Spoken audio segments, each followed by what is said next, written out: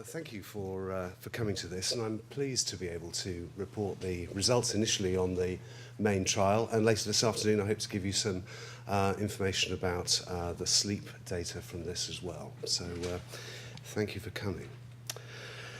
This study then, just to remind us of the main questions, was looking at whether DHA supplementation would have benefits for children's learning and behaviour, and that to underscore that these are normal, healthy kids who are attending mainstream schools.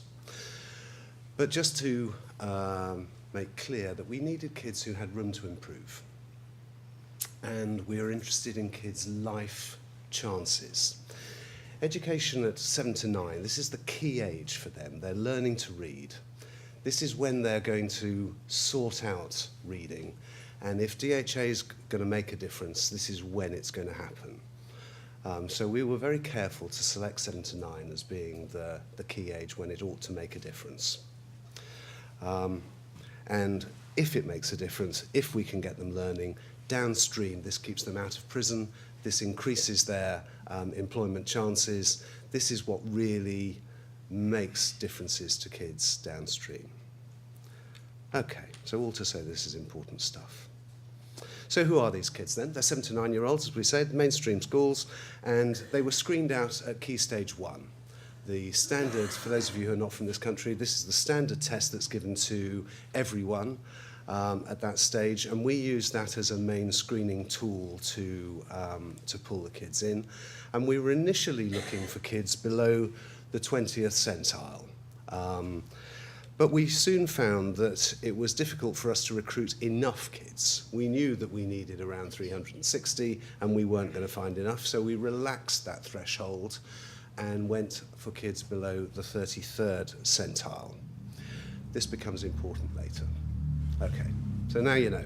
We also needed kids whose language, first language was English. That was so that they could answer our questionnaires, principally.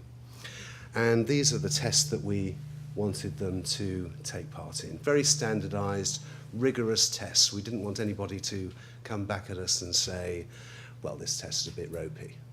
These are the most rigorous ways of assessing these kinds of interventions and these kinds of tests so that we could be absolutely copper-bottomed in what we were doing.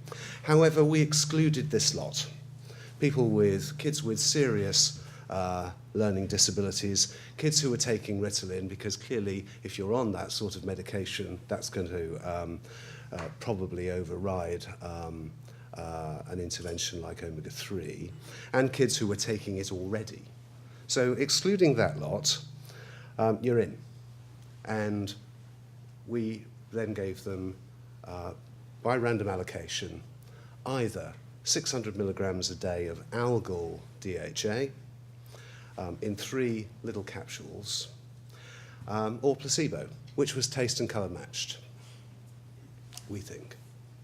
The kids think different, and you'll see a little bit of data on that later. Okay, but we thought it was, we had it well taped. And they got it for 4 months, and they got it at lunchtime in the schools so that we could try our best to make sure that everybody was getting it every day, and the parents gave it to them at weekends and holidays. Okay, so here's what we assessed them with. British Ability Scales for reading. Another test from there, assessing their working memory, as Alex described earlier on. So working memory is a bit like being told a phone number, forwards. So you're given 2 digits initially, and then 3, and then 4, and then 5 in a forward fashion, or backwards. And then you're asked to parrot those numbers back again as a test of working memory. And then ratings of behaviour from the Connors battery. So that's what they were assessed with. And then we tested their blood fatty acids with this fingerstick device that Alex has talked about before. It's a tiny little lancet, and we collect the sample on that little piece of paper with the circle. You can see it goes into a tube and off to the lab, and gives us objective information on their fatty acid status. And this really was a massive change in the whole business of researching fatty acids, because ethically, you can't take blood from a kid who's healthy. It makes no ethical sense. but you know, and to be using syringes on them is just unconscionable. But this is a very, very simple, non-invasive test, and so allowed us to really get some decent data for the first time from large numbers, which is great. So what have we got? Here's our sample, 1,376 of them, consent from 675, and randomized 362. So to go back to your point earlier on, and the reason that really makes this research so rigorous is that they get randomized at that stage to either the active group who were getting the DHA or the placebo group who were getting the sunflower oil. And there's nothing other than that separates the two groups. They had a completely random chance between those two things. Other than that, the groups are the same. Just to say that in terms of the people who didn't join the study or didn't meet the inclusion criteria, the biggest reason for that was being too good a reader. Going back to Alex's presentation that you've just seen, those kids who were from the slightly left-referenced sample, that's why they didn't come into the DOLAB study, was that they were rather too good at their reading, and we were selecting kids, as I say, from the bottom third. Okay, so we know then at the end of this, because it was only randomization that separated the two groups, that it had to be either DHA or placebo that done it. All right. Now, I always think when you're looking at a trial, the first thing you should look at is dropout. Because people aren't stupid. If they don't like something, they walk away. And in general, this is true. And only 3 of the 362 children failed to complete our post-intervention assessments. There were only 4 adverse events. They were very minor things, some minor asthma symptoms, a bit of nettle rash, and one kid, 3 months later, decided that there was some hair loss, which was subsequently investigated and was nothing to do with this. So we had no serious adverse events. Could they actually take the tablets? Often a question that people ask. And we found that 75% of them were doing this, and we could tell this by looking at the DHA levels in their blood. The blue is the active group, and you can see that the active group are substantially increasing their DHA level. They were taking the tablets. Good. We also counted the number of tablets that they returned as well. So we knew that these kids are able to take this. Important to know. What about side effects? We had a side effect rating scale. We used the Barkley one, probably the best known and best reliable one for children.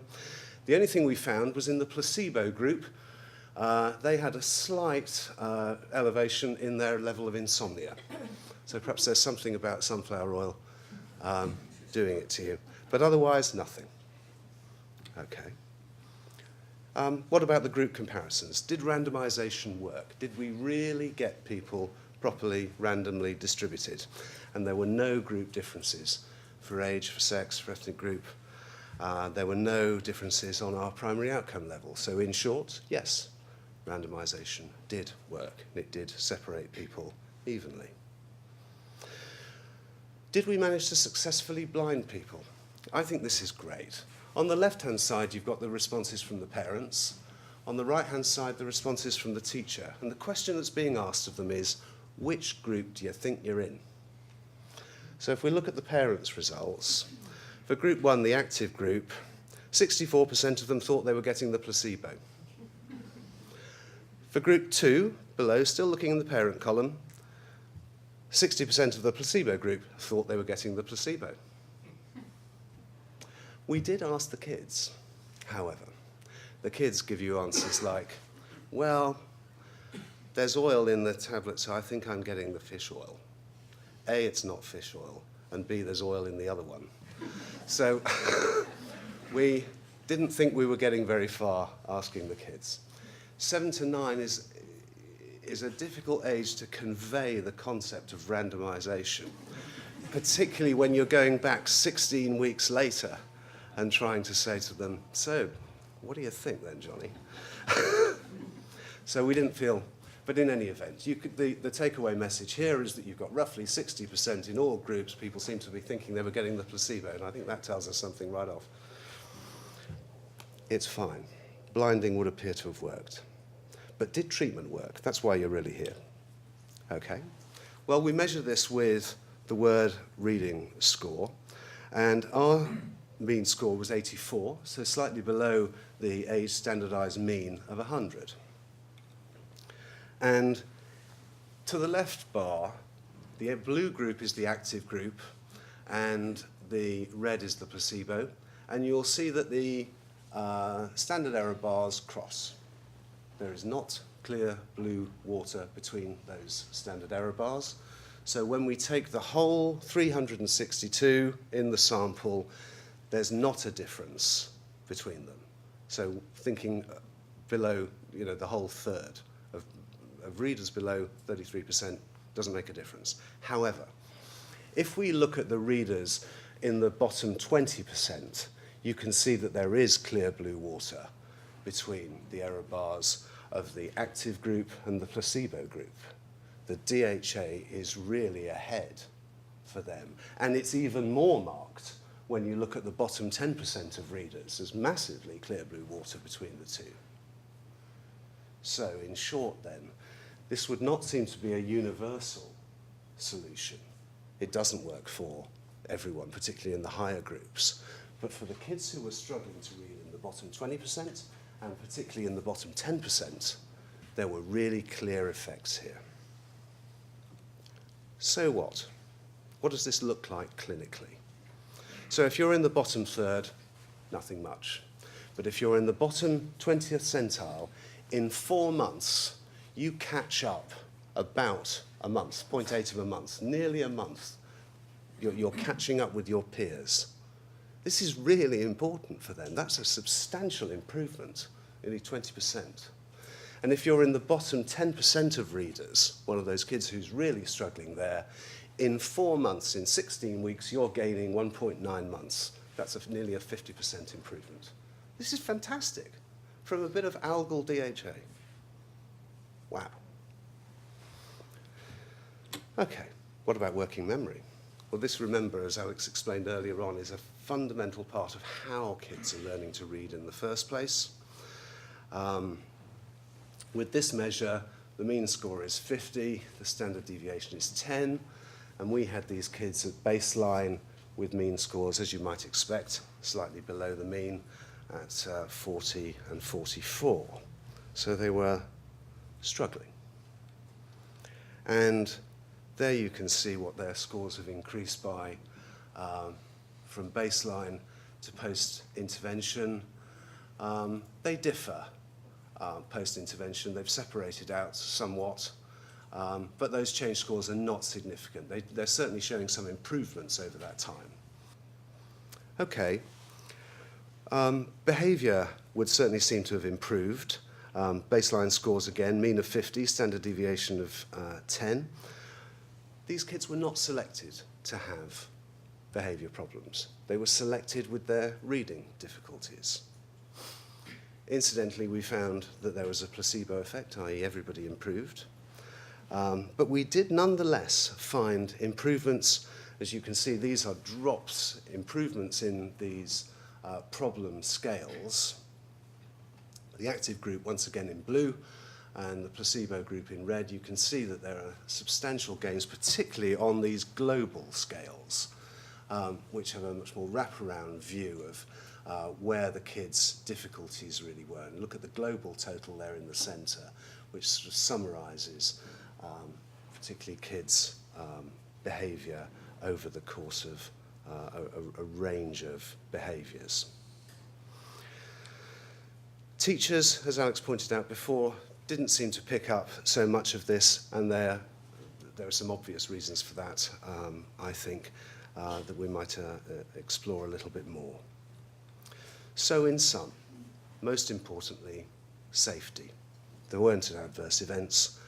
The supplement was well tolerated. Kids seemed to like it, could take it easily, and shown up by our compliance data. Nice going. The reading effect of DHA over placebo, Not there for everybody, but massively significant for the bottom 20%, which was our original protocol plan. And it was even more marked, incidentally, in the bottom 10% of readers. For working memory, there certainly seemed to be some suggestions of improvement going on there, and some important improvements going on for behaviour as rated by the parents, and not so much for teachers. So I think what we've seen this morning are some important results for omega-3s, particularly for DHA, and how important it is for brain development and function. We've seen how it seems to have important effects in specific clinical groups, but what DOLAB has added is how important omega-3 DHA can be in normal, healthy children. And I was struck by quite how significant these results appear to have been. And we'll be going on to replicate this study in DOLAB 2, which is currently recruiting, and we'll tell you a little bit more about that later. So there you are. I would again like to thank all of those people, and thanks Alex for taking us through that before. So there you go.